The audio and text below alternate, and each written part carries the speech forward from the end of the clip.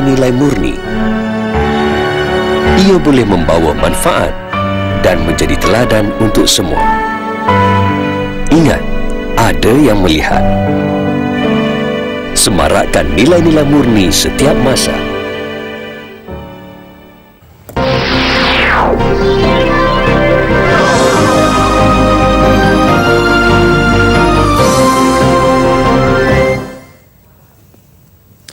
Assalamualaikum warahmatullahi taala wabarakatuh. Salam sejahtera, salam satu Malaysia, salam muhibah kepada kesemua yang menyaksikan siaran kami di TV1 dan pastinya saban waktu kami di RTM sentiasa bawakan kepada anda perkembangan terkini dan selepas berita nasional jam 8 malam nanti kita sekali lagi ke udara untuk membawakan kepada anda kalau kita menerima maklumat perkembangan terkini mengenai kehilangan pesawat MH370. Malam ini saya Syaril dan saya Azharul Fahmi Khairuddin akan sentiasa memberikan anda laporan tepat dan cepat dan sekaligus dapat membantu anda daripada terus masyarakat di luar itu. Syaril, kalau kita dapat lihat ada di kalangan segelintir mereka yang sebenarnya untuk menaikkan status ataupun pelbagai berita yang kurang sahih dan perkara itu sebenarnya hanya akan menambahkan lagi ketekanan dan juga kebimbangan masyarakat yang terlibat. Ya.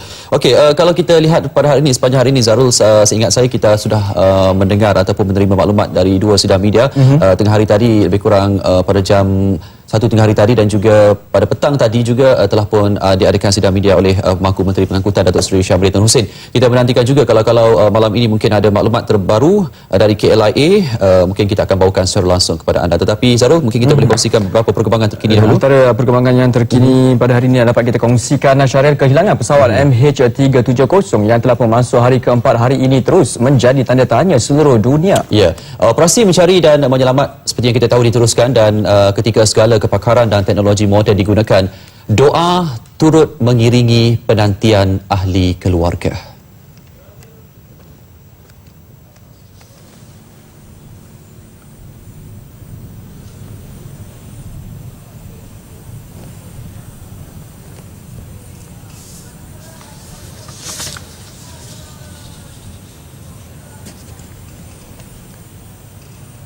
Okey, insya-Allah kita akan bawakan perkembangannya seperti yang kita tahu. Sebenarnya pada hari ini banyak lokasi-lokasi di seluruh negara Zarul mengadakan solat hajat, memohon ke Hadrat Yang Maha Esa untuk sama-sama dicerahkan petanda supaya seperti yang kita tahu banyak aset-aset telah pun tertumpu di laut pada ketika ini. Dan itu salah satu perkara yang paling penting pada ketika ini untuk mencari MH370 yang misteri 4 hari kini telah masuk operasi mencari dan menyelamat masih lagi tidak dijumpai. Namun pelbagai agensi dan juga jabatan bertungku lumus untuk bersama-sama menjayakan operasi mencari dan menyelamat MH370 ini. Ya, seperti yang kita ketahui pada petang tadi, keprihatinan pemimpin nombor 1 negara Datuk Seri Najib Tun Razak terhadap kehilangan pesawat penumpang MAS 4 hari lalu menjadi pembakar semangat kepada semua pihak yang terlibat dalam usaha mencari dan menyelamat ketika ini. Dan juga Syaril, petang tadi Perdana Menteri melakukan tinjauan di Pusat Koordinasi Penyelamat Aeronautik ARCC di Pusat Kawalan Trafik Udara Subang. Datuk Seri Najib turut diberikan taklimat oleh pasukan ARCC sekitar 20 minit.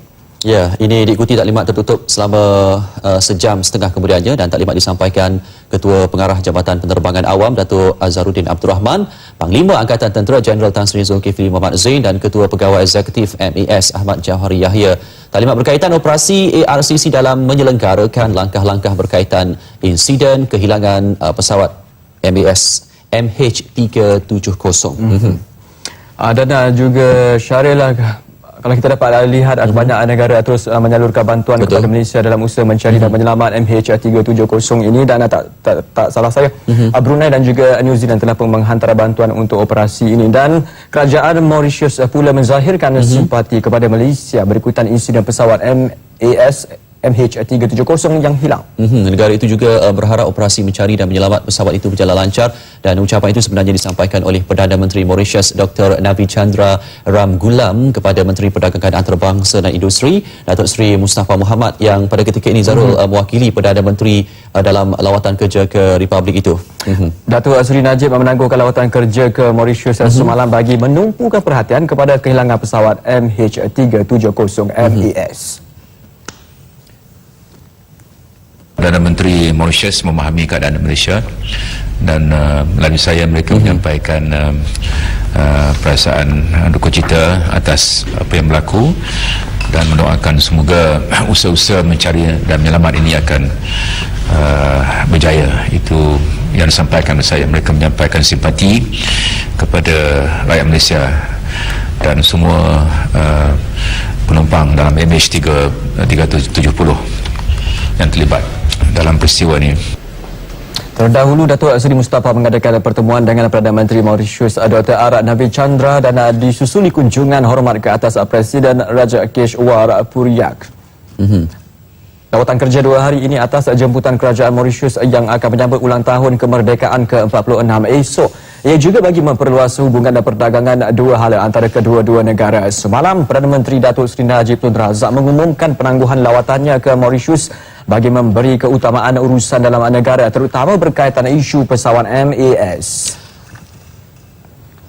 Okey, memandangkan hari ini masuk hari keempat, kalau anda bersama kami sejak hari pertama kami membawakan secara langsung ini, pelbagai ruang sudut pandang ataupun pelbagai sisi yang berbeza telah pun kami bawakan penjelasan kepada anda, baik dari segi teknikal, dari segi penyelenggaraan pesawat, dari sudut pandang seperti dari sudut kaunseling. Kita telah bawakan bagaimana untuk kita memberikan satu pendekatan terbaik dalam kita menyuraikan emosi-emosi ahli keluarga, dan juga tak terkecuali pramugari juga kita telah bawakan ke studio. Tetapi hari ini ruang yang berbeza. Dan sebenarnya kerjaya pramugari ataupun pramugari bukan sekadar berada di atas dan juga pelayan kepada penumpang, tetapi juga mempunyai tanggungjawab yang besar.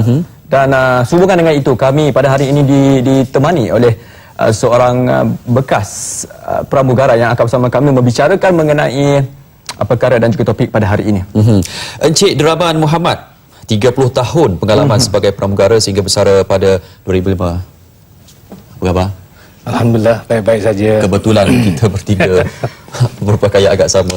Okey, ya, Encik Rahmat, terima kasih kerana sudi bersama kami di RTM pada ketika ini. Seperti yang saya katakan tadi, ya, dari sudut teknikalnya kita telah pun memberikan penjelasan, dan juga ruang-ruang seperti dari sudut agama juga kami bawakan pada petang tadi perbincangan. Dan pada malam ini mungkin kalau kita nak dapatkan sedikit perkembangan daripada Encik Rahmat sebagai bekas pramugara yang 30 tahun bersama. Satu pengalaman yang begitu lama saya fikir, dan mempunyai pelbagai pengalaman dalam bidang ini. Kalau kita boleh bermula setelah bermula sebagai peranan pramugara sendiri apabila berada di ruang angkasa. Okey, sebenarnya tanggungjawab sebagai pramugara ini amat besar. Bukan satu perkara yang mudah. Sebagaimana yang orang di luar sana tengok macam satu kerjaan glamour. Tapi sebenarnya bukan glamour. Banyak tanggungjawab yang terpaksa ditanggung. Dan kehadiran kita di dalam pesawat sebenarnya adalah khusus adalah untuk keselamatan penumpang. Tetapi di samping itu kita juga telah melakukan kerja-kerja customer services, melayan penumpang di dalam pesawat. Jadi kepada sesiapa yang berfikir jawatan ataupun kerjaya ini glamorous, tidak sebenarnya. Hanya orang yang betul-betul cekal dan tabah dapat menjalankan kerja ini, terutama terpaksa meninggalkan keluarga, travel ke merata tempat, tinggal di hotel, mengilik beg ke kiri, ke kanan, ke hulu, ke hilir, kan. Jadi walau bagaimanapun dia mencabar, tapi satu kepuasan yang dapat memberi khidmat kepada masyarakat. Baik, Encik Rahman, mungkin kita ketahui bahawa sejak pramugara dan juga pramugari telah pun mesti mengikuti kursus kecemasan ataupun keselamatan. Mungkin Encik Rahman boleh kongsikan kita apakah betul-betul kursus yang ada? Ya, dari segi keselamatan, semua pramugara dan pramugari terpaksa melalui latihan dipanggil Safety Emergency Procedure. Segala selok-belok tentang keselamatan pesawat. Dan juga bagaimana untuk melakukan tugas jika berlaku kecemasan di dalam pesawat. Ya. Dan termasuklah juga soal-soal first aid jika ada berlaku kecederaan. Dan ianya amat menyeluruh. Jadi dari setiap aspek sudut keselamatan pesawat dan first aid terpaksa kita lalui, termasuklah juga seperti jika berlaku kelahiran di dalam pesawat. Nah, jadi itu setiap cabin crew telah lengkapkan segala ilmu untuk melakukan tugas di dalam keadaan yang normal ataupun dalam kecemasan. Saya sebelum ni kita pernah bersama Kapten Zarul. Ya, katanya untuk menjadi kru kepada penerbangan ini bukan sebenarnya kalau kita macam kita kalau beli tiket naik kapal terbang, mungkin kita ingat perkara itu perkara rutin, tetapi bagi kru penerbangan mereka perlu sentiasa kemaskini pengalaman mereka setiap 6 bulan, latihan-latihan sentiasa diadakan supaya mereka sentiasa dalam keadaan berjaga-jaga ataupun sentiasa dalam keadaan bersedia sebenarnya. Ya, betul. Setiap 6 bulan ya, jadi syarikat sentiasa mengemaskinikan kita punya knowledge dan kepekaran kita. Seperti mana dalam bahagian kecemasan, safety emergency procedure, kita ada setiap tahun ada recurrent untuk panggil apa tu? Mengembalikan kita punya kemahiran di dalam bidang tu. Maknanya walaupun dah 30 tahun bukan tahun pertama saja setiap tahun kita terpaksa melakukannya dan kita mesti lulus. Sehingga 90%. Ujian kecergasan juga akan dilaksanakan. Termasuklah dengan segala bentuk drill, impact drill, ditching ataupun landing di dalam air. Jadi setiap tahun kita akan diuji. Baik, Cik Rahman, itu antara soalan-soalan yang ringkas sebelum kita masuk ke lebih mendalam mengenai perkara MH370 yang hilang 4 hari lepas. Pesawat itu dilaporkan terputus hubungan dengan Bendara Kawalan ketika dalam penerbangan ke Beijing dengan membawa 227 penumpang dan anak kapal. Berdasarkan pengalaman Cik Rahman, apakah agaknya yang berlaku sejurus pesawat itu terputus hubungan? Sebenarnya susah untuk diperkatakan apa yang berlaku. Sebabnya tidak ada komunikasi antara juruterbang dengan control tower di saat itu. Jadi kita tidak ada satu petunjuk apa berlaku. Sama ada dia ada berlaku kecemasan ataupun tidak. Sebab juruterbang tidak dapat memberi maklum balas kepada control tower. Jadi banyak kemungkinan. Mungkinkah dia telah di-hijack, kita pun tidak tahu, ataupun berlaku pelbagai andaian pada ketika ini. Jadi kita tak dapat, sehinggalah kita dapat menemui pesawat itu. Baik, Cik Rahman, pengalaman 30 tahun, mungkin ada pengalaman kecemasan ini mungkin kita boleh kongsikan di sini bersama-sama dengan penonton? Ya, tentunya ada. Saya masih ingat satu hari kita melakukan penerbangan ke Kuching. Setelah kapal terbang airborne ataupun sudah terbang ke paras ketinggian lebih kurang dalam 2000 kaki. 2000 kaki, ya. Tiba-tiba sebelah enjin telah padam. Dan pesawat itu sengit ke sebelah kiri. Tapi kita tidak rasa cemas. Sebab kita sudah bersiap sedia untuk segala kecemasan. Dan juruterbang meneruskan penerbangan dan kembali ke lapangan terbang setelah beberapa perjalanan untuk menghabiskan minyak yang ada. Jadi adalah itu pengalaman, tapi tidaklah saya merasa gerun sebab itu biasa saja, sebab kita yakin mungkin Cik Rahman tidak merasa gerun dan juga kita perasaan penumpang mungkin Cik Rahman ketika itu adalah peranan pada waktu itu kita memberi keyakinan kepada penumpang tidak ada perkara serius berlaku dan juruterbang berkemampuan untuk mengendalikan pesawat dan mendarat dengan selamat. Jadi kita telah berjaya menenangkan diri kita dan juga penumpang dengan latihan yang telah kita dapat. Okey, baik.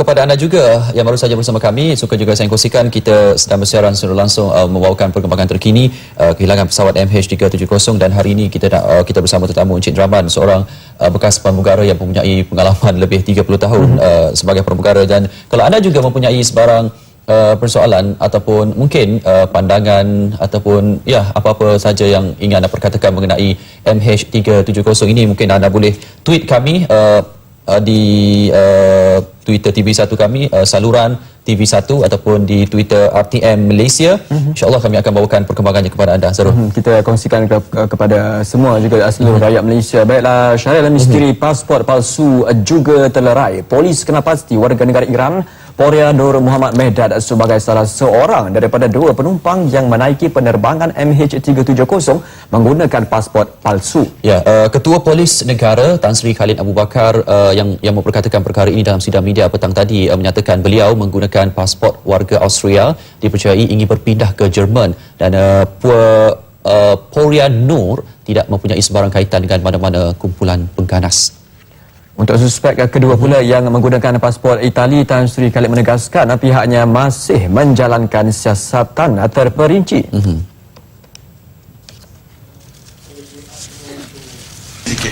Well, we are looking into it. We are still investigating. It's still too early to come to a conclusion. And is it a possibility that those two bought the stolen passports in Thailand? We are looking into it, and we are working closely with our Thai counterpart. Ya, jelas Tan Sri Khalid pihaknya juga menyiasat latar belakang kesemua 239 individu yang menaiki pesawat tersebut dan siasatan diketuai Pengarah Jabatan Siasatan Jenayah Bukit Aman Datuk Abdul Hadi Ho Abdullah, dan pada ketika ini BDRM menyiasat berdasarkan 4 aspek utama.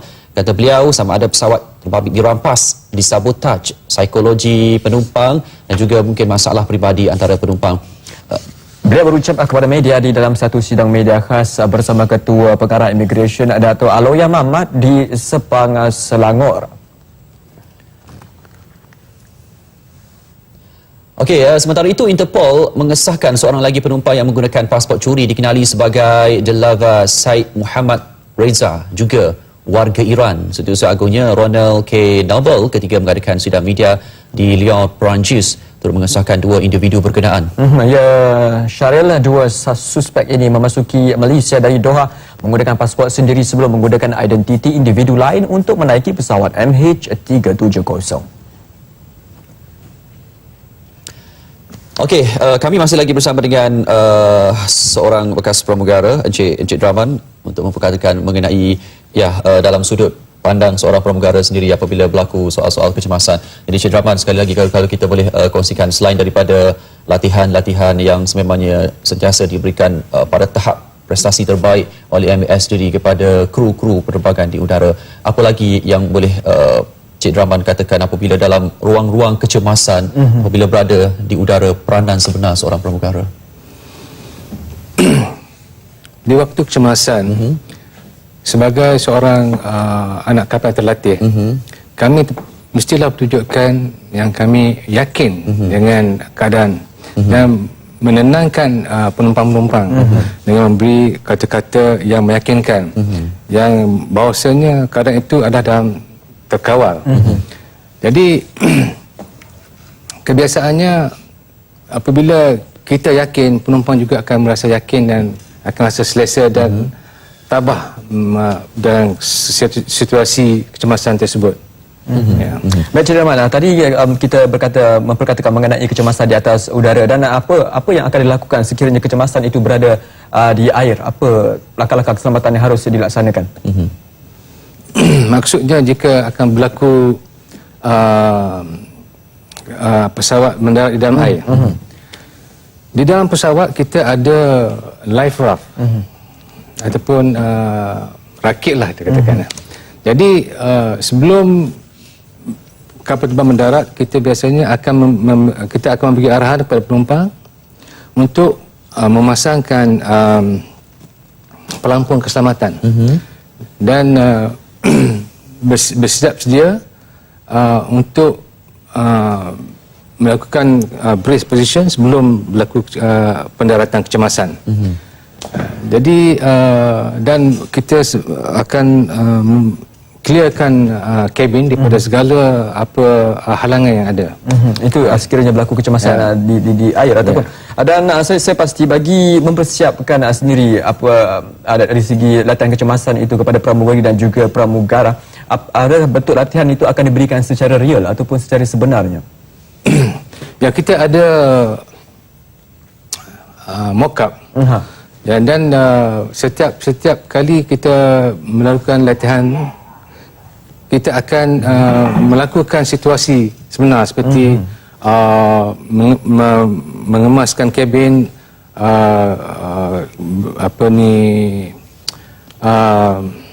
apa panggil itu, pasangkan seatbelt kita sebelum berlaku kecemasan, dan kita akan melakukan drill, terjun dengan slide.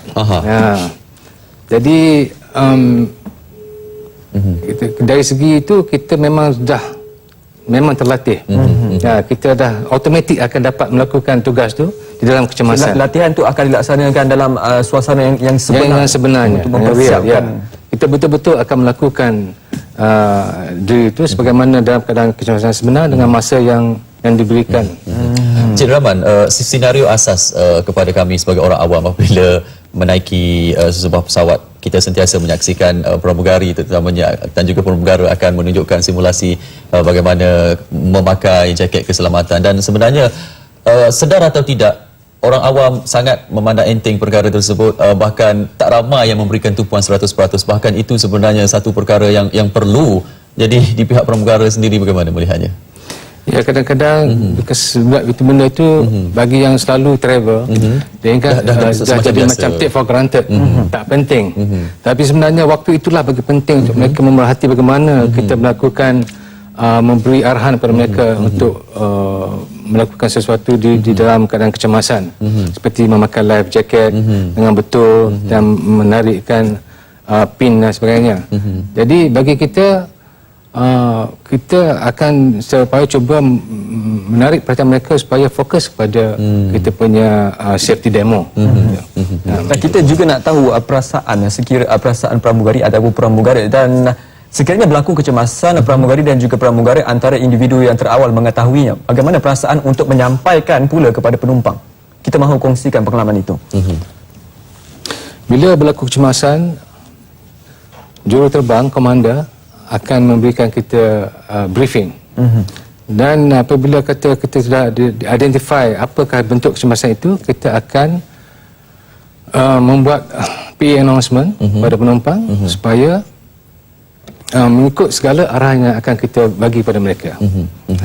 Jadi dan sejurus selepas itu kita akan memastikan mereka telah mengikut arahan-arahan kita, seperti mengclearkan segala barang-barang tajam daripada barang mereka dan sebagainya, supaya mereka bersedia bila berlaku impact nanti tidak ada benda yang akan mencederakan mereka. Itu peranan sebenar seorang pramugara, tak mudah sebenarnya dalam membantu para penumpang ketika berada di udara. Baik, Cik Rahman, kita nak lihat juga perkembangan semasa di dalam negara pada ketika ini, yang mana penerbangan mencari dan menyelamat ke perairan Selat Melaka tidak menemui sebarang petanda. Ya, Syaril, misi tersebut yang membawa 7 orang wakil media melakukan penerbangan selama 6 jam. Laporan lanjut kita hubungi Zulhafiq Alim yang mengikuti penerbangan berkenaan. Assalamualaikum, Zul. Waalaikumsalam. Okey, Zul berada di mana sekarang? Baru saya selesai bermesyuarat dan untuk perkembangan operasi pada keesokan hari. Zul sudah jam berapa mendarat? Penerbangan berkenaan dengan operasi mencari dan selamat yang dilakukan siang tadi tu. Okey, untuk maklumat dia, kami memulakan penerbangan dengan menaiki pesawat CN 235. Okey. Tentera Udara Raja Malaysia yang berlepas dari pengkalan udara TUDM di Subang seawal jam 10.15 pagi. Okey. Hingga pukul 4.15 petang tadi. Oh, 4.15 petang dah mendarat? 4.15 petang. Oh, okey. Jadi Zul, ya, kita semua nak tahulah pengalaman Zul berada bersama dengan anggota meninjau sekitar perairan Zul. Okey, untuk makluman, kami diberi peluang beberapa orang daripada wakil-wakil media tempatan dan terdapat juga wakil daripada antarabangsa diberi peluang untuk mengikuti misi mencari dan menyelamat ini, khusus di perairan Selat Melaka.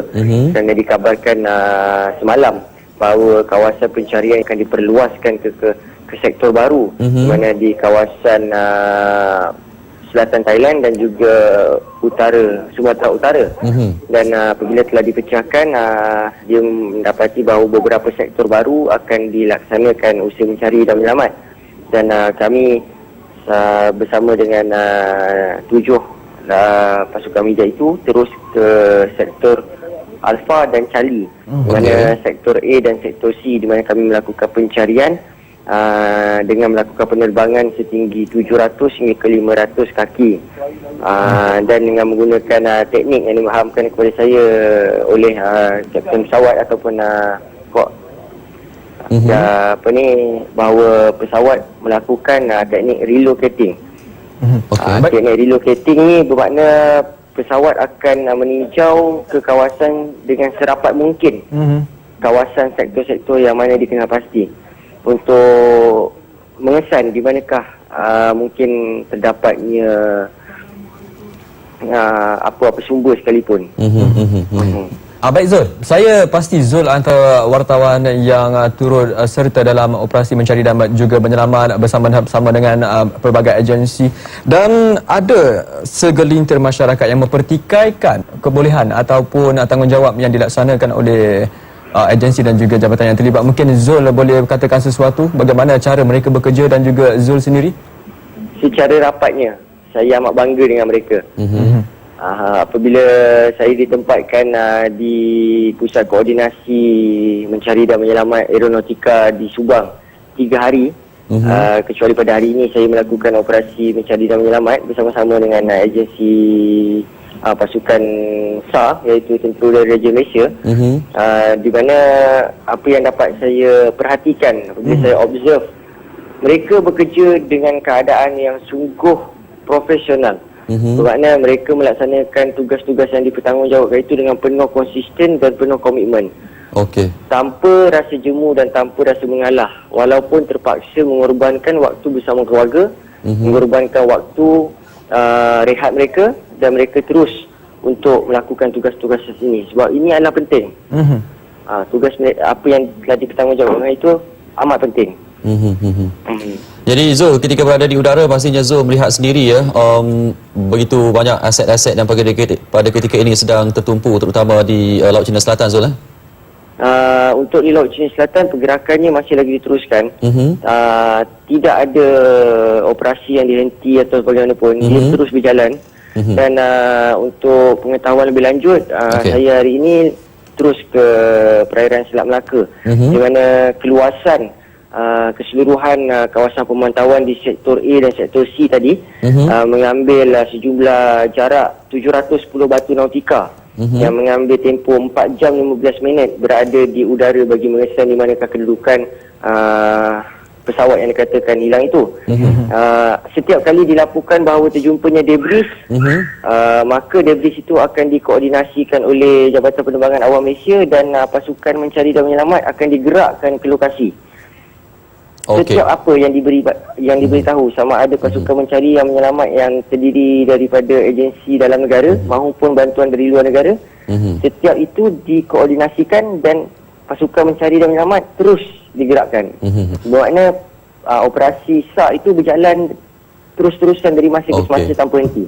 Zul, ya hari ini nampaknya seperti yang kita ketahui masih lagi belum menemui sebarang bukti. Perkembangan susulan seterusnya Zul, adakah mereka mungkin mereka ada memberitahu Zul sendiri perancangan seterusnya untuk esok?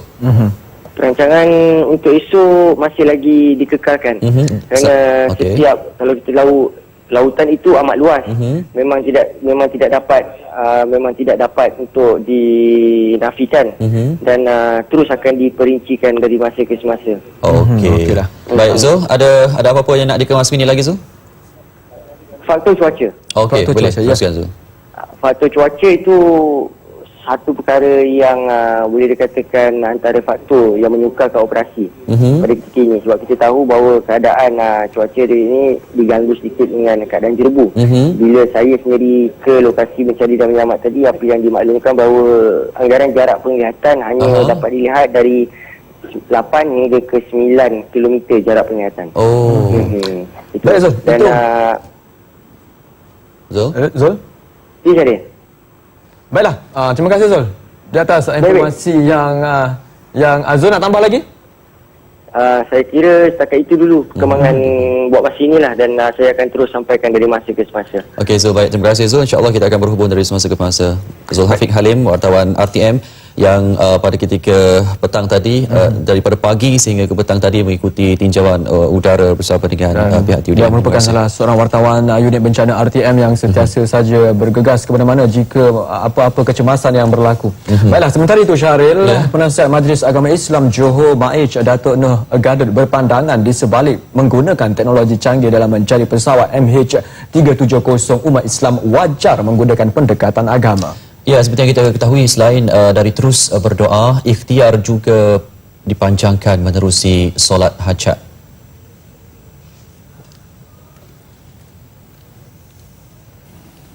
Wajar kita panjatkan permohonan kepada Allah. Pertama, bersama-sama kita semua umat Islam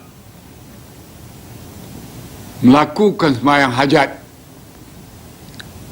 bermohon kepada Allah agar ditunjukkan pedoman atau isyarat ataupun apa-apa jugalah hingga boleh mengesankan ini. Solat hajat pada pukul 3 pagi digalakkan diikuti membaca Al-Quran, bernazar dan berselawat. Juga disarankan pendekatan yang diambil juga tegasnya mesti berlandaskan Al-Quran dan Sunnah. Berusaha, banyak usaha-usaha yang betul, yang berlandaskan Quran dan Sunnah. Saya melihat dan saya bimbang bahawa ada usaha-usaha yang dilakukan konon-kononnya mengikut Quran dan Sunnah, tapi ia bercanggah dengan akidah, bercanggah dengan syariat, bercanggah dengan akhlak Islam. Ini naklah dijauhkan.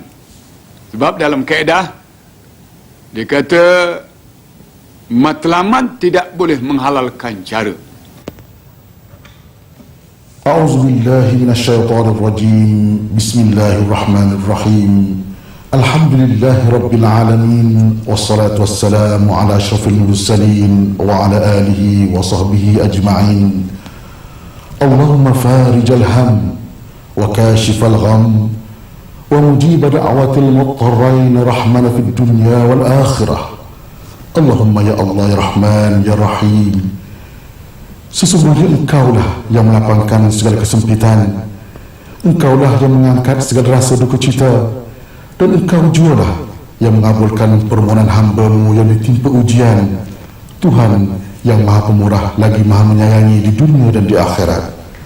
Allahumma ya Allah, dengan segala kebesaran zat dan nama-Mu, kami sekalian hamba-Mu dengan penuh rasa tawaduk dan rendah diri, kami mohon dan kami rafa' dengan sepenuh pengharapan agar Engkau permudahkan usaha kami, ikhtiar kami menjejaki pesawat MH370 yang hilang lenyap tanpa dapat kami susuri.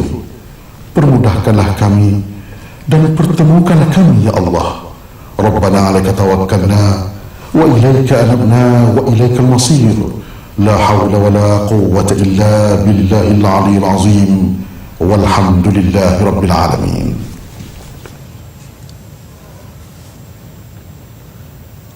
Okey, kembali bersama kami secara langsung di TV1 untuk membawakan perkembangan terkini berhubung dengan kejadian ataupun isu mengenai kehilangan pesawat MH370. Zarul, kalau saya boleh nak kongsikan di laman maya pada ketika ini, seperti tadi kami pertuturkan kepada anda antara doa-doa yang dizahirkan bagi mencerahkan peluang untuk sama-sama kita menemui pesawat ini. Kata teruskan berkongsi untuk informasi yang lebih.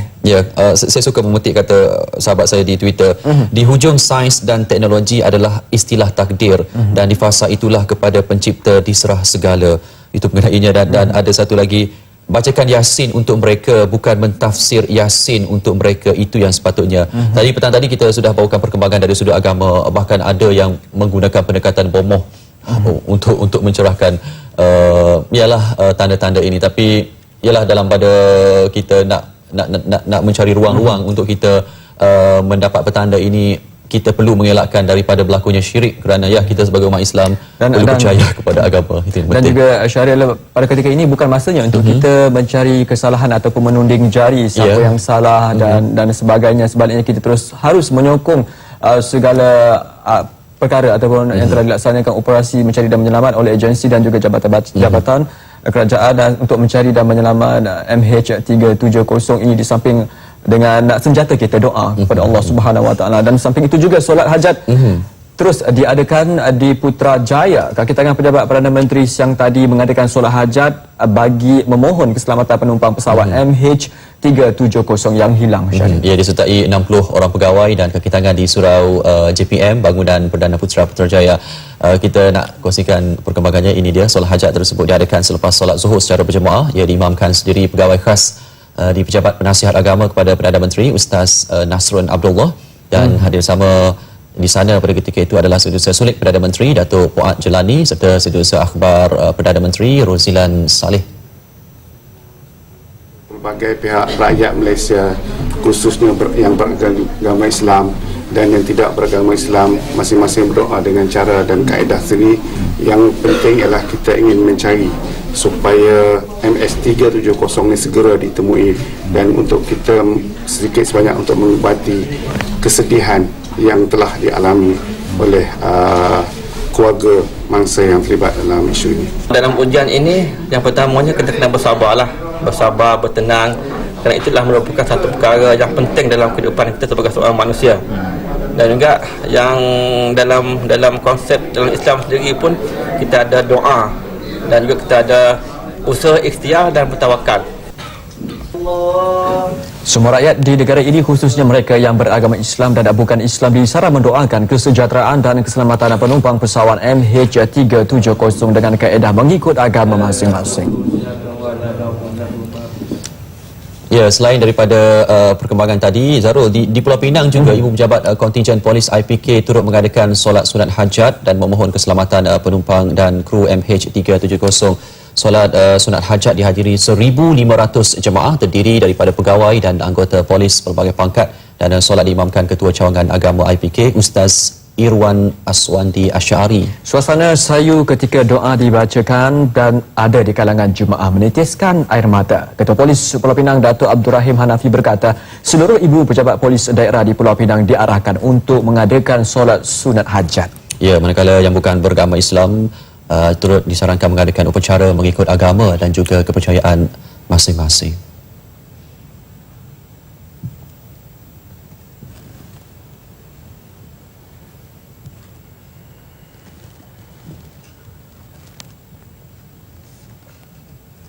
Saya sebagai Ketua Polis Negeri telah mengarahkan supaya diadakan solat hajat pada tengah hari ini di Ibu Pejabat Polis Kontingen, memohon restu daripada Allah Subhanahu Wa Taala agar pesawat ini dijumpai dan penumpang-penumpang dan kru dalam keadaan selamat. Solat hajat diadakan di pekarangan IPK Pulau Pinang selepas solat Zuhur. Ya, selain di Pulau Pinang, di Pahang juga 8 juta ahli Angkatan Koperasi Kebangsaan Malaysia Berhad Angkasa disaran melakukan solat hajat bagi memohon agar keselamatan kesemua penumpang. Presiden Angkasa sendiri, Datuk Abdul Fattah Abdullah, berkata beliau telah mengutus surat kepada kesemua koperasi di seluruh negara termasuk 200 buah koperasi Qariah Masjid agar turut mengadakan majlis solat hajat di kawasan mereka sendiri. Sebagai tanda simpati kita, sebagai simpati, kita mengharapkan yang terbaik. Kita berdoa supaya Allah memberikan kita yang terbaik. Jadi saya pun ambil kesempatan sini untuk merayu kepada ahli-ahli koperasi di Malaysia yang 8 juta tu untuk menunaikan solat hajat dan berdoa kepada Allah Subhanahu Wa Taala. Angkasa turut merasai kesedihan keluarga mangsa kerana salah seorang penumpang MH370 merupakan anak kepada ahli koperasi di Bera. Selamat Omar, ayah kepada seorang mangsa Muhammad Karul Amri, ahli koperasi Felda Bukit Mendi. Datuk Fattah tadi ditemui selepas merasmikan persidangan Angkasa Negeri Pahang Zon 1 di sebuah hotel di Kuantan. Dan turut tidak terkecuali membuat solat hajat mendoakan keselamatan MH370 adalah di masjid di Kuala Nerang dan Padang Terap, Kedah. Solat hajat yang telah bermula sejak semalam diperluas dengan penyertaan Jawatan Kuasa Kemajuan dan Keselamatan Kampung JKKK.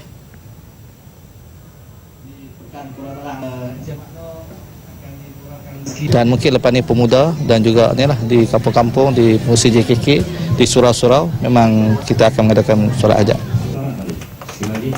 Beliau sebelum itu merasmikan kedai kain rakyat satu Malaysia KKR1M di Kuala Nerang. Sementara itu, ya Zarul, masyarakat sebenarnya diingatkan tidak mengeluarkan kenyataan yang boleh mengguris perasaan keluarga mangsa pesawat, dan pendakwah bebas Ustaz Muhammad Kasim Elias mahu semua pihak sama-sama bersatu dan berdoa tanpa mengira ideologi politik dan fahaman dalam kita menghadapi dugaan sebegini. Ustaz Kazim berkata sebegitu Syaril, sebagai umat Islam, setiap musibah yang melanda ada hikmah di sebaliknya. Sehubungan itu, beliau menasihatkan semua saluran media menggunakan pendekatan spiritual di samping kaedah sedia ada. Kita jadi orang yang hari ini kita mengaku bahawa segala kekuatan kita, segala kemahiran kita, segala sains dan kepintaran kita tidak dapat menandingi kekuasaan Allah. Di sini kita lihat satu bentuk Allah nak mengajar kita bahawa farudduhu ilallah, kamu balik kepada Allah Subhanahu wa taala. Dalam masa yang sama, terus berdoa dan tidak menyebarkan sebarang spekulasi tidak benar, termasuk yang bersifat khurafat. Ini memandangkan terdapat segelintir pihak tidak bertanggungjawab yang menyalah tafsir ayat-ayat suci Al-Quran di laman sosial berhubung insiden tersebut. Doa itu adalah senjata orang beriman. Di sinilah menunjukkan kita ni kerdil. Kadang-kadang kita tak menunjukkan sifat kekerdilan kita itu, kita merasakan bahawa kita mampu buat segala-galanya. Tidak. Allah Ta'ala, innallaha ala kulli syai'in qadir. Sesungguhnya Allah berkuasa atas tiap-tiap sesuatu. Jadi saya mengesyorkan lebih kerap kita gunakan pendekatan ini, sama ada kita buat di sini, di tanah air, di tanah daratan, atau pergi ke tempat tersebut dan kita doa, kita melakukan upacara-upacara yang dibenarkan oleh syarak seperti berazan, membaca Quran dan berdoa di situ. Ahli keluarga mereka yang terlibat diminta bersabar menghadapi insiden ini. Okey, kepada anda yang baru saja bersama kami di studio pada ketika ini, kita masih lagi bersama dengan Encik Draman, seorang bekas pramugara mempunyai pengalaman lebih 30 tahun bersama MAS. Ya, Encik Draman, saya petang-petang tadi kami di RTM sempat membual Farouk, artis Farouk. Dia pernah bertugas sebagai pramugara MAS dari tahun 1990 hingga 1994, dan ya, katanya insiden ini sebenarnya mungkin memberikan kesan kepada kerjaya sebagai pramugara sendiri. Bagi saya, setiap kerjaya itu ada cabaran tersendiri. Dan inilah salah satu cabarannya lah dari segi hal-hal keselamatan yang tidak disangka begini. Jadi kita mesti bersedia untuk menghadapi segala ini apabila kita nak menjadikan kerjaya kita sebagai pramugara. Kalau ada yang pada ketika ini berminat menanam cita-cita untuk bergelar seorang pramugara, apa aspek-aspek penting selain daripada fizikal semata-mata? Pada mereka-mereka yang ingin menjadi seorang pramugara atau pramugari, mestilah mempunyai keyakinan diri dan mempunyai personaliti yang menarik. Sebabnya kita berhadapan dengan orang ramai dan kita mestilah kehadiran kita dapat menyenangkan mereka-mereka ini yang kita panggil penumpang-penumpang kita. Jadi kalau kita ada personality dan attitude yang sesuai, dan kerja ini akan menyeronokkan. Tapi kalau kita tidak ada elemen-elemen ini, mungkin kita akan merasa sukar dan bosan. Baik, Cik Rahman, saya nak tanya Cik Rahman satu perkara. Saya pasti kadang-kadang penumpang ni ada juga penumpang yang bermasalah di dalam kapal terbang itu sendiri. Apa yang harus dilakukan, SOP yang akan diguna pakai apabila terdapat penumpang yang bermasalah, menimbulkan masalah? Biasanya kita mengambil langkah ke belakang. Kita tidak akan confirm dia. Kita bila dia ibaratnya dia menumbuk kita akan mengelak. Tapi kita tidak akan confront dia. Kita cuba mendengar apa masalah dia dan memberikan dia satu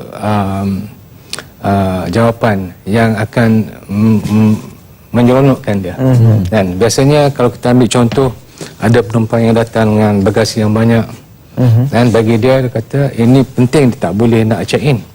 Tapi bagi kita dari sudut keselamatan, kita kata tak mengapa, kita cuba carikan tempat yang sesuai, walaupun benda itu menyusahkan kita. Itu antara masalah yang timbul. Sekiranya ada masalah yang lain lagi dan perkara ini sehingga turun ke darat, apa seterusnya? Maksudnya dari segi masalah yang berlaku di atas pesawat itu menimbulkan masalah yang begitu dahsyat, mungkin pergaduhan mungkin sampai ke darat. Tugas kita hanya di dalam pesawat. Apabila setelah mendarat, itu adalah menjadi pada pihak keselamatan. Dia akan tetap diambil tindakan. Ya, mereka akan ambil. Sebab mereka tertakluk pada undang-undang. Jadi undang-undang itu telah ditetapkan dan mereka mesti patuh.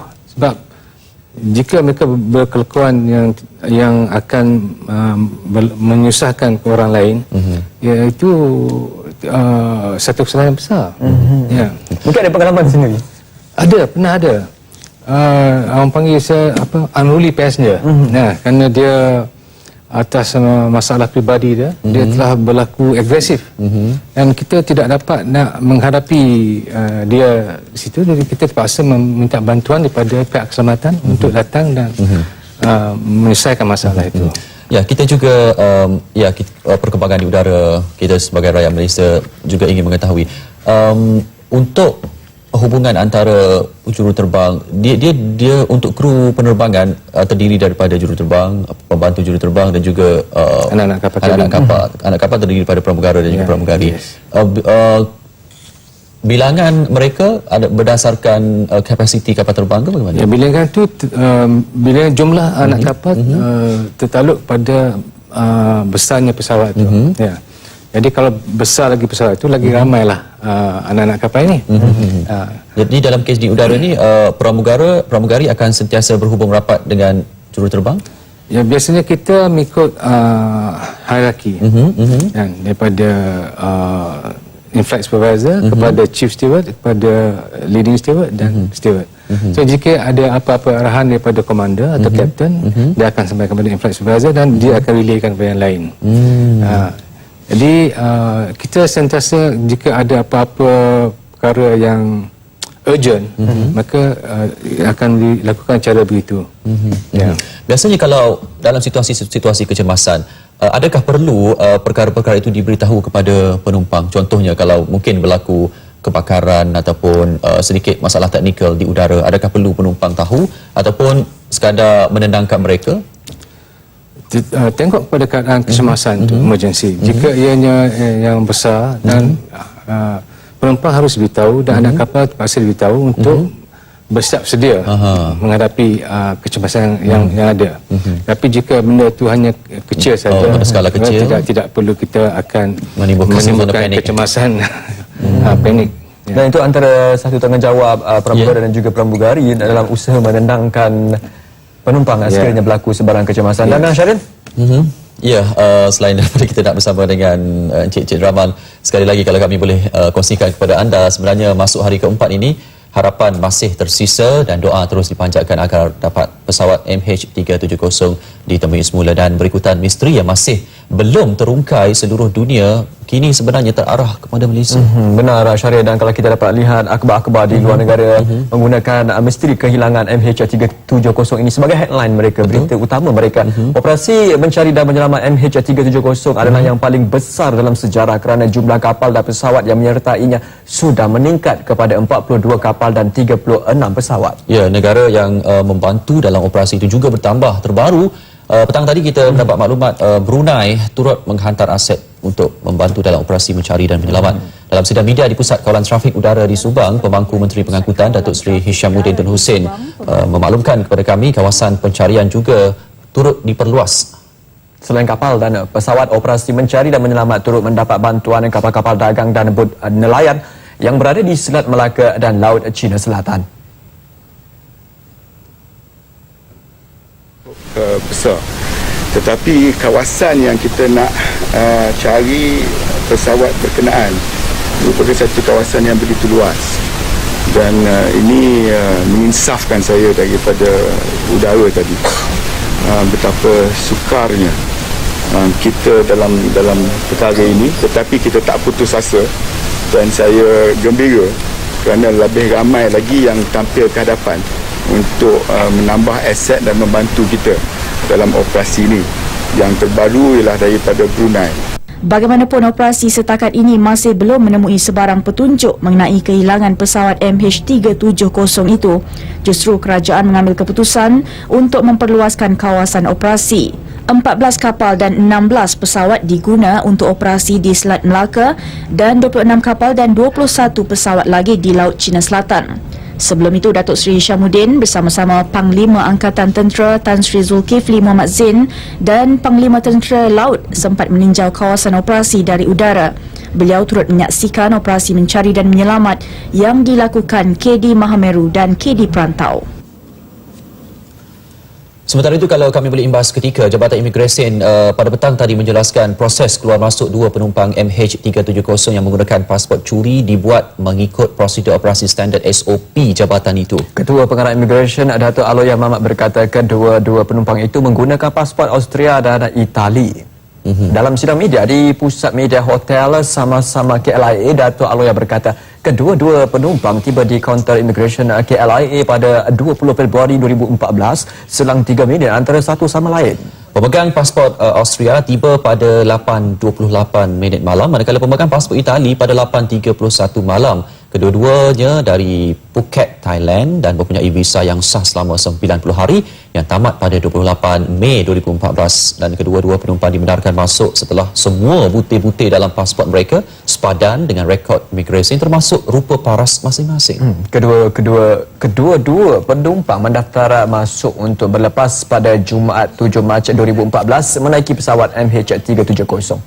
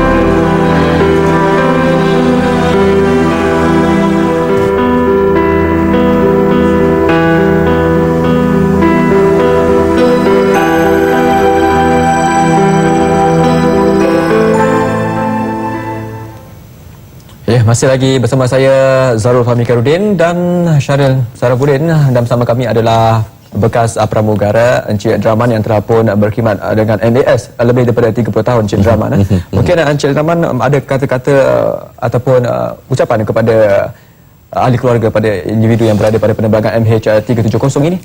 Ya, sewajarnya lah pada ketika ini kita sama-sama berdoa semoga mereka masih berada dalam keadaan selamat dan dapat kembali ke pangkuan keluarga masing-masing. Dan itulah harapan kita. Dan yang pada keluarga, haraplah mereka ini tabah menghadapi dugaan ini. Kepada masyarakat di luar sana itu yang masyarakat di luar sana itu, saya nasihatkan janganlah membuat spekulasi yang bukan-bukan. Kita tunggulah dengan laporan rasmi, dan kita semua nak jadi pemberita. Ya, itu sajalah yang saya katakan pada ketika ini. Yalah, kalau kita nak petik di laman Twitter juga, pada petang tadi sebenarnya Majlis Raja-Raja Malaysia juga turut menzahirkan rasa duka cita dengan kejadian pesawat MAS yang hilang sejak Sabtu lalu. Saya tertarik juga Encik Draman, kalau kita lihat sebelum ini kerajaan China turut mendesak Malaysia melakukan orang kata operasi mencari dan menyelamat yang penuh agresif supaya dapat ketemu. Kita faham sebenarnya perasaan mereka sebab kita tahu dalam kapal MH370 ini warga negara Cina agak ramai. Kalau kita berada di pihak mereka juga mungkin kita akan pendekatan yang sama. Sudah tentu. Itu sudah itulah sebab mereka prihatin tentang keluarga rakyat mereka. Dan kita juga di part kita di Malaysia ni telah melakukan segala-gala yang boleh. Dan sudah tentu kita memerlukan kerjasama daripada rakan-rakan di negara lain. Jadi saya rasa yang penting sekarang ni masing-masing fokus kepada matlamat sebenar kita untuk bisa mencari pesawat yang hilang ini. Walau bagaimanapun, buat masa ni setakat petang tadi kita dapat maklumat kerajaan China setakat ini berpuas hati dengan usaha dilakukan kerajaan Malaysia dalam operasi mencari pesawat ini. Itulah yang terbaik sebab kita tahu semua jabatan dan agensi bertungkus lumus mencari jawapan terhadap persoalan ini, bukan tak buat kerja. Semua kita bertungkus lumus. Semua orang telah melakukan sedaya upaya yang boleh. Cuma kita hanya perlu berdoa. Semoga Allah membuka jalan, memberi petunjuk dapat berjumpa dengan pesawat yang hilang ini. Encik Draman, sebelum kita mengakhiri kita punya rancangan pada kali ini, mungkin saya nak tambah sikit. Sebenarnya kerjaya pramugara ataupun pramugari ini bukan hanya untuk glamour sahaja, tapi sebenarnya dia mempunyai peranan yang begitu penting sekali. Tugas ini amat berat. Amat berat. Sebab kita ni kita panggil all-rounder. Kita lah segala-galanya. Kita lah pelayan mereka, kita lah menjaga keselamatan mereka. Dan kita lah yang menceriakan mereka di dalam lingkungan kita punya pesawat tu. Jadi kepada mereka yang betul-betul berminat tu, pastikanlah sanggup menghadapi segala cabaran ini. Bersedia dan sanggup menghadapi apa jua rintangan. Walaupun orang kata pengangkutan udara merupakan pengangkutan yang paling selamat, adalah dalam keadaan-keadaan tertentu kecemasan kita tak boleh elak sebenarnya. Betul. Sebab kita tidak dapat menentukan takdir.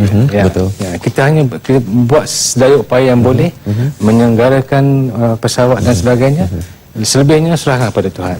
Baik, Cik Draman, terima kasih banyak-banyak. InsyaAllah. Terima kasih kerana menjemput saya ke sini. Baik, Cik Draman, tak sampai nak salam. Terima kasih kerana sudi bersama kami pada malam ini membicarakan mengenai perkara ini, dan semestinya peranan pramugari dan juga pramugari ini begitu penting sekali sebenarnya, Syarif.